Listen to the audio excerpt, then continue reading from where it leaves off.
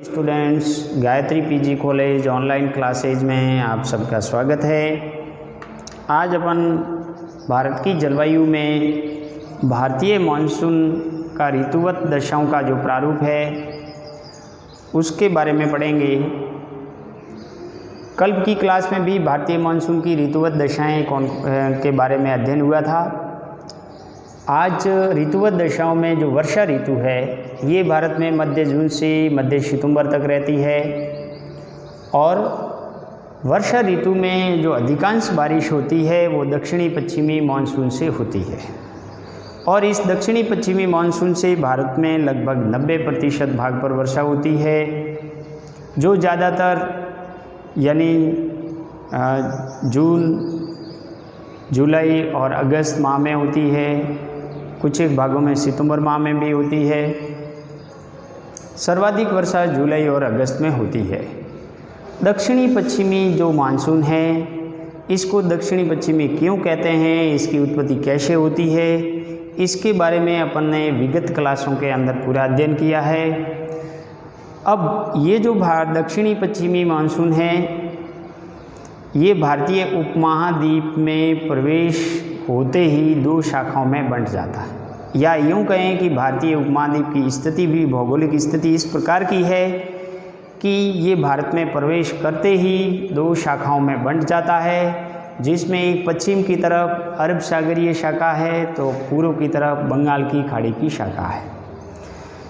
मित्रों, दक्षिणी पश्चिमी जो मानसून है ये लगभग यानी कि 1 जून के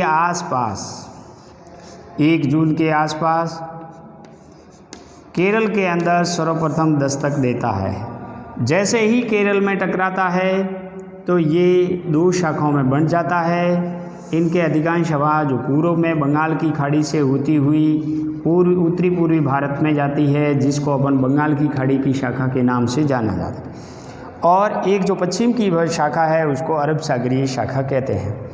अरब सागरीय मानसून की जो शाखा है ये जैसे ही भारत के पश्चिमी तट पश्चिमी घाट पर प्रवेश करती है तो यहाँ पे पश्चिमी घाट की जो पहाड़ियाँ हैं, जैसे सह्याद्री की पहाड़ियाँ, नीलगिरी की या अनाम लाइन की पहाड़ियाँ, इन पहाड़ियों से टकराव के कारण या ये पहाड़ियाँ इन मानसूनी हवाओं के लिए अवरोध पैदा करती है, जिससे इनके पश्चिमी ढालों पर घनी बारिश होती है। और ये यानी घनी बारिश होने के बाद ये जब यानी कि पश्चिमी घाटी पहाड़ियों को पार करके मानसूनी हवाएं पूर्व की ओर या यूँ कहें कि पर्वतों के विमुख ढाल पर नीचे उतरती है, तब घर्षण के कारण गर्म हो जाती है और इनके पूर्वी ढालों पर वर्षा नई के बराबर होती है। इसीलिए तमिलनाडु का और कर्नाटक का ये जो पश्चिमी घाट के पूर्वी ढाल वाला भाग है इसको वृष्टि छाया क्षेत्र के नाम से जाना जाता है। इसको वृष्टि छाया क्षेत्र के नाम से जाना जाता है। ये होता यूँ है कि मान लीजिए ये पश्चिमी घाट की पहाड़ी है और इस पहाड़ी का ये जो भाग है ये जैसे ही हवाएं आती है ये भाग पवनों के सम्मुख ढाल वाला होता है। ये सम्मुख ढाल इन आर्द्रता युक्त पवनों को अवरोध पैदा करती है, इसीलिए यहाँ घनी बारिश होती है और बारिश की वजह से इसमें जैसे ही आर्द्रता कम होती है ये हवाएं हल्की होकर के इस यानी कि पूर्वी ढाल पर नीचे उतरती है, तो घर्षण के कारण ये क्या हो जाती है, गर्म होती है और गर्म यानी कि गर्म होने के कारण इसका ये जो भाग है वो वृष्टि छाया क्षेत्र में आ जाता है, यानी केवल बादलों की छाया पड़ती है और हल्की सी बारिश होती है। ज़्यादातर ये बादलों की छाया की ओट में आता है, इसीलिए इसको वृष्टि छाया क्षेत्र के नाम से जाना जाता है।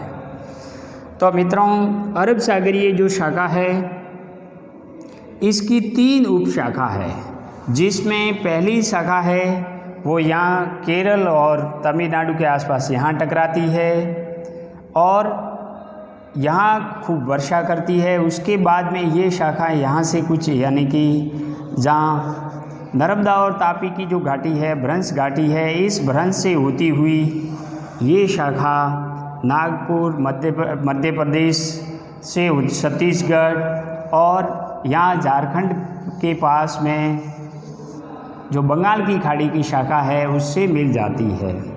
इसकी जो दूसरी शाखा है वो इन सह्याद्री की पहाड़ियों के उत्तर से गुजरात से होकर के दक्षिणी राजस्थान में अरावली पर्वतमाला के पूर्वी भाग से इनके सहारे होती हुई धर्मशाला जो हिमाचल प्रदेश में है वहाँ तक पहुँचती है। और बीच में अवरोध नहीं होने के कारण राजस्थान का पश्चिमी भाग बिल्कुल सूखा जैसा रहता है और पूर्वी भाग में कम बारिश होती है, क्योंकि अरावली पर्वतमाला इस दक्षिणी पश्चिमी अरब सागरीय शाखा के समानांतर पड़ती है। इसकी तीसरी शाखा है वो उत्तरी गुजरात से होती हुई ये पश्चिमी राजस्थान और यहाँ से फिर ये इधर उत्तर की ओर मुड़ जाती है। इस प्रकार 3 शाखाओं से होकर अरब सागरीय मानसून की शाखाएं भारत में प्रवाहित होती हुई वर्षा करती है। बंगाल की खाड़ी की जो शाखा है ये यहाँ से भारतीय उपमहाद्वीप की स्थिति इस प्रकार की है कि यहाँ से ये सीधी बंगाल की खाड़ी में प्रवेश कर लेती है और ये जो तमिलनाडु का कोरोमंडल तट है ये जून के महीने में लगभग बिन बारिश जैसा रहता है। यहाँ से ये यानी कि बंगाल की खाड़ी से जैसे ही उत्तर पूर्व की ओर आगे बढ़ती है तो पूर्व के अंदर एक अराकान योमा पहाड़ी पड़ती है जो भारत म्यांमार सीमा पर स्थित है। इन अराकान योमा पहाड़ी के अवरोध के कारण ये वापस उत्तर पश्चिम की ओर मुड़ती है और उत्तर पश्चिम की ओर मुड़ती हुई ये हवाएं मेघालय, त्रिपुरा, मिजोरम, नागालैंड और इधर हिमालय पर्वत के अवरोध के कारण ये वापस यहाँ से पूर्व से पश्चिम की ओर मुड़ जाती है। और यहाँ पे मेघालय के अंदर 3 पहाड़ियाँ आई हुई है, गारो, खासी और जयंती। उनमें से खासी की पहाड़ियों में मासिनराम आया हुआ है। इनकी आकृति कीपाकार होने के कारण, कीप के समान होने के कारण ये मानसूनी हवाएं इन पहाड़ी क्षेत्रों में प्रवेश कर लेती है, लेकिन उसको यानी कि इनकी पहाड़ियों की स्थिति ऊपर उठने से रोक देती है या इस प्रकार अवरोध पैदा हो जाता है कि वहाँ पर तेज़ बारिश होना यानी कि स्वाभाविक होता है। ऐसी स्थिति में मासिनराम के खासी की पहाड़ियों में लगभग साल भर में 1080 सेमी औसत वार्षिक वर्षा होती है। खूब सारी वर्षा होने के बाद इसका प्रवाह हिमालय पहाड़ियों के तल के सहारे पूर्व से पश्चिम की ओर होने लगता है और जैसे जैसे ये मानसूनी हवाएं पश्चिम की ओर बढ़ती है तो इनके वर्षा का जो वितरण है वो धीरे धीरे कम होता जाता है। यानी सबसे ज़्यादा बरसात है वो मेघालय और असम में होती है, उसके बाद में पश्चिम बंगाल में होती है, उससे कम बिहार में होती है, उससे कम उत्तर प्रदेश में होती है। इस प्रकार होते होते जब ये पंजाब, हरियाणा और राजस्थान में पहुंचती है हवाएं, तब इसमें आर्द्रता है वो क्या हो जाती है, कम हो जाती है और कम आर्द्रता से युक्त हवाएं ये पूर्वी राजस्थान के अंदर प्रवेश करती है, जिनको अपन पूर्वइयाओं के नाम से जाना जाता है। ये पूर्वइया हवाएं हैं वो बंगाल की खाड़ी की मानसूनी शाखाओं की हवा है। इनसे राजस्थान में बारिश भी होती है, लेकिन कम आर्द्रता की वजह से कम बारिश होती है। ये आगे जाकर के धर्मशाला के पास में अरब सागरीय मानसून और बंगाल की खाड़ी की मानसूनी शाखाएं आपस में मिलती है। यदि उस समय अरब सागर के अंदर कई ट्रॉपिकल साइक्लोन बनते हैं या छोटे अवदाब बनते हैं लो प्रेशर के इधर, तो हिमालय की ओट से इस गर्त से मानसून सक्रिय होता है और उत्तर पश्चिमी भारत में शानदार बारिश करता है। यदि उस समय बंगाल की खाड़ी के अंदर भी लो प्रेशर के अवदाब बनते हैं, तब यहाँ से वापस मानसून सक्रिय होता है और उत्तरी पूर्वी भारत में ज़ोरदार बारिश करता है। तो मित्रों, मानसून काल के अंदर अरब सागर और बंगाल की खाड़ी में समय समय पर निम्न वायु दाब के अवदाबों का उठना भी बहुत ज़रूरी है। ये अवदाब बनने से ही इस हिमालय की ओट में जो मानसूनी हवाएं हैं, जो ज़्यादातर अगस्त और जुलाई के अंत में यहाँ पहुँच जाती है, उनका सक्रियता में इन अवदाबों का बहुत बड़ा रोल होता है। यदि कभी कभी बंगाल की खाड़ी या अरब सागर में निम्न वायुदाब के अवदाब नहीं बनते हैं, तब लंबे अंतराल तक बारिश रुक जाती है और इसे मानसून का ग्रत होना कहा जाता है। तो इस प्रकार वर्षा ऋतु में भी भारत में इन दोनों शाखाओं से बारिश होती है। अब वर्षा ऋतु के बाद शरद काल आता है, जिसको मानसून का प्रत्यावर्तन काल कहा जाता है। मानसून का प्रत्यावर्तन काल सूर्य के दक्षिणायन के कारण गंगा मैदान में उत्पन्न निम्न वायुदाब पेटी दक्षिण की तरफ खिसकने लगती है, जिससे दक्षिणी पश्चिमी मानसून कमज़ोर हो जाता है।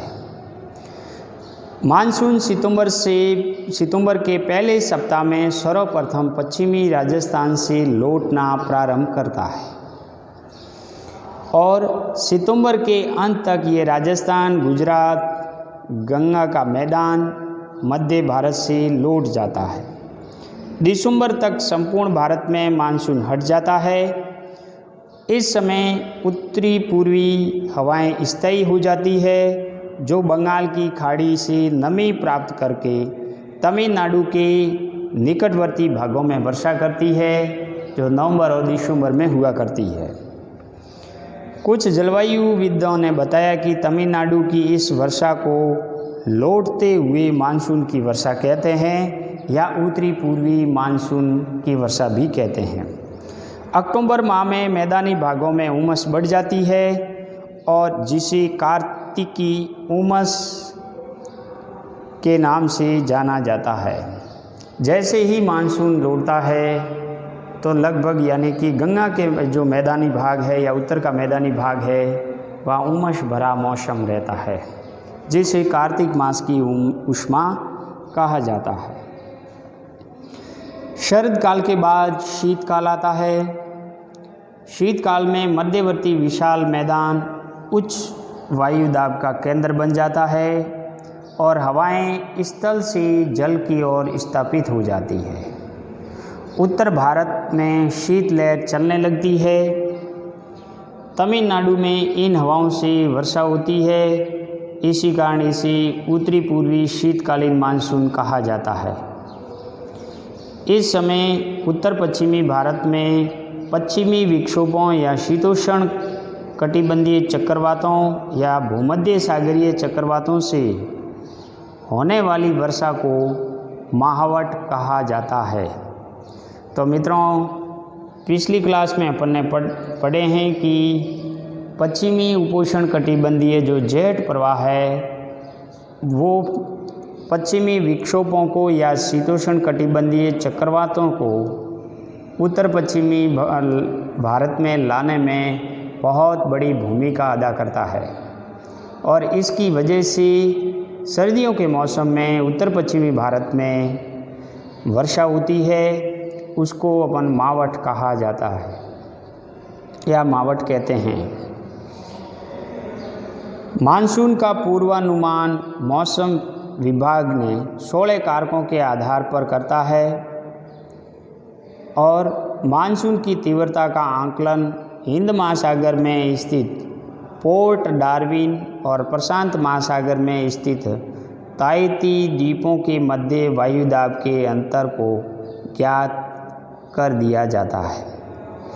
यानी कि मानसून कितना तीव्र रहेगा, इसकी तीव्रता का आकलन है वो पोर्ट डार्विन है जो हिंद महासागर में स्थित है और प्रशांत महासागर के ताहिती द्वीप के मध्य जो कम और अधिक वायुदाब का जो अंतर है वो बदलता रहता है। उससे इनकी तीव्रता का आकलन लगाया जा सकता है। मानसून अंतराल या विक्षेप या आराम, इसका मतलब होता है कि किसी एक स्थान पर एक बार वर्षा होने के बाद एक सप्ताह या अधिक दिनों तक वर्षा नहीं होती है तो उसे मानसून गर्त या मानसून अंतराल कहते हैं। उत्तर भारत में ये ITCZ की स्थिति में बदलाव के कारण ऐसा होता है। जो मानसून में अंतराल आता है या वर्षा में अंतराल आता है, उसका मुख्य कारण है कि उत्तर भारत के अंदर जो निम्न वायु दाब का क्षेत्र है ITCZ है, उसकी स्थिति में बदलाव होता रहता है। पश्चिमी तट पर ये आर्द्र पवनें तट के समानांतर चलने के कारण होता है और पश्चिमी तट पर आर्द्र पवनों का तट के समानांतर चलने के कारण भी मानसून में अंतराल होता है। राजस्थान में निचले वायुमंडल में तापमान में विलोमता से और आर्द्र हवाओं के ऊपर नहीं उठने के कारण मानसून का लौटना माना जाता है। तो ये मानसून के लौटने के जो राजस्थान में कारण हैं वो है, एक तो वायुमंडल में तापमान की विलोमता होना और दूसरा है आर्द्र हवाओं का ऊपर उठ नहीं पाना। भारत में यदि वर्षा का वितरण देखें तो ये वितरण असमान है और इसको अपन वर्षा के वितरण को 4 भागों में बांट सकते हैं। जैसे 200 सेमी से अधिक वर्षा वाले जो क्षेत्र हैं, 200 सेमी से अधिक वर्षा वाले क्षेत्र में पश्चिमी घाट है, पूर्वोत्तर भारत है और अंडमान निकोबार द्वीप समूह शामिल है। दूसरा जो क्षेत्र है वो है 100 से 200 सेमी का। 100 से 200 सेमी में मध्यम वर्षा होती है। ये दक्षिणी गुजरात, तमिलनाडु, उड़ीसा, संपूर्ण उत्तरी पूर्वी प्रायद्वीप, झारखंड, बिहार, पूर्वी मध्य प्रदेश, गंगा का उत्तरी मैदान और मणिपुर शामिल है। तीसरे क्षेत्र में 50 से 100 सेमी वर्षा शामिल है। इसको कम वर्षा वाला क्षेत्र भी कहते हैं। इनमें पश्चिमी उत्तर प्रदेश, दिल्ली, हरियाणा, पंजाब, जम्मू कश्मीर और पूर्वी राजस्थान व दक्कन का पठार शामिल है। जबकि चौथा क्षेत्र है वो 50 सेमी से कम वर्षा वाला है। इसको अपर्याप्त वर्षा का क्षेत्र कहते हैं। ये क्षेत्र आंध्र प्रदेश, कर्नाटक, महाराष्ट्र के वस्ती साया प्रदेश और लद्दाख व पश्चिमी राजस्थान इसमें शामिल है, जहाँ वर्षा 50 सेमी से भी कम होती है। अब मित्रों, वर्षा के अंदर जो वर्षा की परिवर्तिता होती है, वर्षा की परिवर्तिता होती है, ये वर्षा की परिवर्तिता विचरण गुणांक से ज्ञात होती है और जिन क्षेत्रों में वर्षा अधिक होती है वहाँ परिवर्तिता कम होती है और जिन क्षेत्रों में वर्षा कम होती है वहाँ परिवर्तिता अधिक होती है। भारत की वर्षा की विशिष्ट प्रकृति है वो इसकी परिवर्तिता है। वर्षा की परिवर्तिता देखें तो भारत में 25% से कम परिवर्तिता वाला क्षेत्र है। 25% से कम परिवर्तिता वाला भारत में जो क्षेत्र है वो पश्चिमी घाट, पूर्वोत्तर भारत, गंगा के पूर्वी मैदान और हिमालय प्रदेश शामिल है। और 50% से अधिक परिवर्तिता वाले जो क्षेत्र है वो राजस्थान का पश्चिमी भाग, कश्मीर के उत्तरी भाग तथा प्रायद्वीप के वृष्टि छाया क्षेत्र भाग में 50% से अधिक परिवर्तिता पाई जाती है और 25 से 50 के मध्य जो अधिक परिवर्तिता है वो बाकी शेष भारत में पाई जाती है। तो जहाँ वर्षा 200 सेमी से अधिक होती है वहाँ वर्षा की परिवर्तिता 25% से कम पाई जाती है और जहाँ 50 सेमी से कम वर्षा होती है वहाँ वर्षा की परिवर्तिता 50% से अधिक पाई जाती है। तो वर्षा की परिवर्तिता भी वर्षा के वितरण पर निर्भर करती है।